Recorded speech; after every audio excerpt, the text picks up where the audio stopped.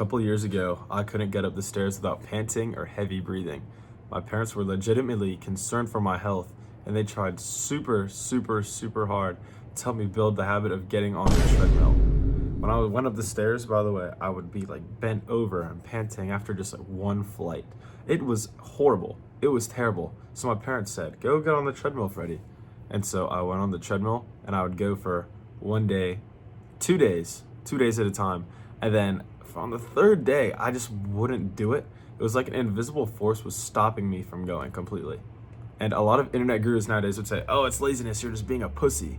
No. I'm here to tell you that if you had a habit like this and you couldn't maintain it on like the third day, the fourth day, or it fell off after 2 weeks, a month, whatever, it's not actually out of laziness like all these dumbasses online are gonna tell you. Like the Andrew Tate people of the world are like, "You're just fucking lazy. You have to put in the work." Nah, that's not what it's about. I'm one of the laziest motherfuckers that I know. I do less work than everybody else, and yet I still get like crazy results and a lot more results than a lot of them.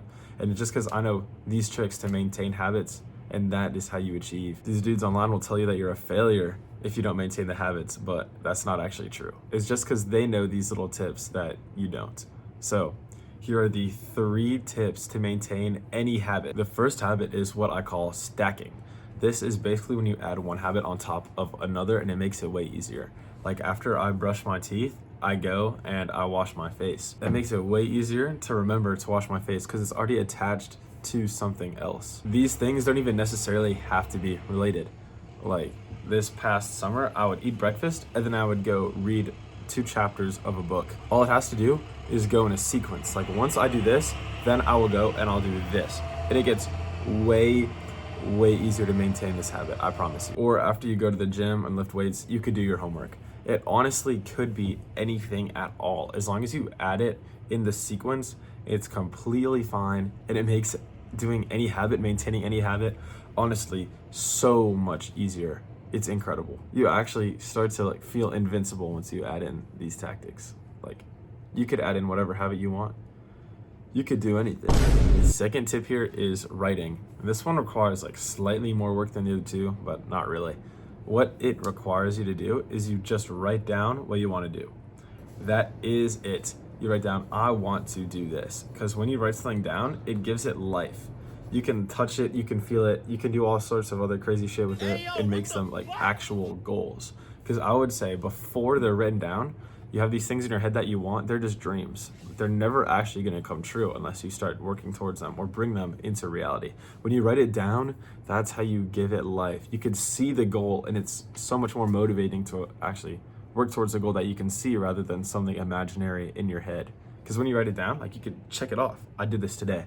But if it's in your head, like you're just working towards some imaginary thing and it doesn't even feel important. Writing it down makes it a mission that you have to accomplish rather than just something that doesn't matter at all. The third is actually something you want to avoid. So you want to avoid going in too fast, which I know sounds kind of contradictory to what you actually want to do, right? Because you want the results. But going in too fast is going to make you completely stop the habit in total. Think about me on the treadmill.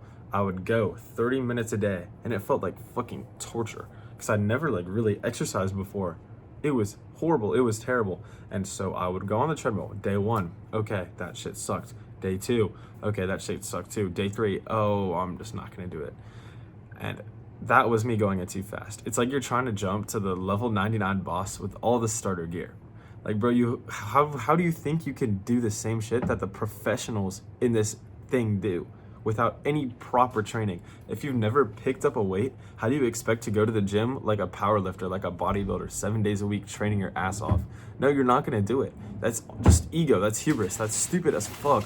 Why would you think you can match them when they've been doing this for years, 8 years plus, and you think you're gonna copy their routine and do exactly what they do?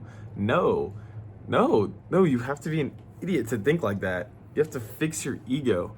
Think about it. Like, you're not the exception. 99% of people, everybody thinks they're the exception to this. I'm gonna go in and I'm gonna work super hard and I'm gonna get those results. No, you're not the exception. It's way better to build the habit slow. You have to establish the habit before you can improve on it.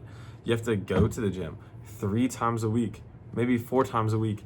And then once you start doing that then you could add in the rest of the sessions that you want to add later once you've actually become consistent at doing 3 or 4 times a week. Because if you start going 7 times a week, here's what I'm going to tell you, this is what's going to happen. You're going to go 1 week and then you're going to stop.